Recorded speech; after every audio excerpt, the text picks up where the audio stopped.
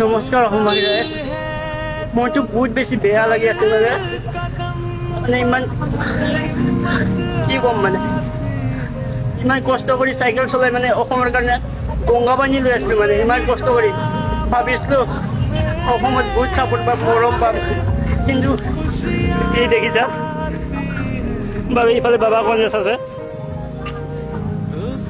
মানে এতিয়া থাকিব আহিছিলোঁ মানে আমাক থাকিব দিয়া নাই মানে কৈছে তোমালোকে ইয়াতে থাকিব নোৱাৰা, তোমালোক থাকিব দিব নোৱাৰোঁ। বহুত বেছি বেয়া লাগিছে, কি ক'ম তোমালোকে কমেণ্ট কৰা। যদি অসমৰ মাটিত অসমৰ ল'ৰাই যদি এনেকুৱা খেদা হয় আমি কি কৰিম?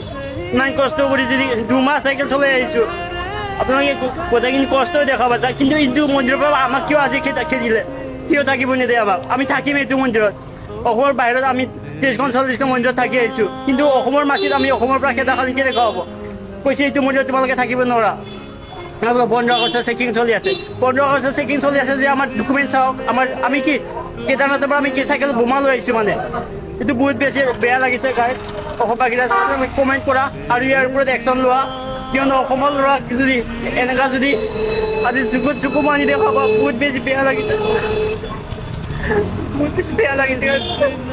অসমত ইয়াত কান্দিব লগা হৈছে আৰু বেছি নকওঁ ইয়াতকৈ, বহুত বেছি বেয়া লাগিছে। ইমান কষ্ট কৰি আহিছিলোঁ, তোমালোকে যদি কমেণ্ট কৰা গাইছে আৰু বেছি নকওঁ ইয়াতকৈ। মোৰ মনটো বহুত কোমল হয়, যদি কোনোবা মানে বেয়া লাগে এনেকুৱা যদি শুনিব কাৰণে থাকিব নিদিব বুলি কৈছে আৰু ভাবিছিলোঁ ধুনীয়া ৰেচপঞ্চ পাম, ধুনীয়াছে আমাক আদৰিব। ইমান কষ্ট কৰি আনিছোঁ তো আপোনালোকে সকলোৱে দেখাই পাইছে আজি ইমান কষ্ট কৰি পিনে এইখিনি আহি পাইছোঁ। তো বেছি নকওঁ আৰু গাইছে, বেয়া লাগিছে মনটো।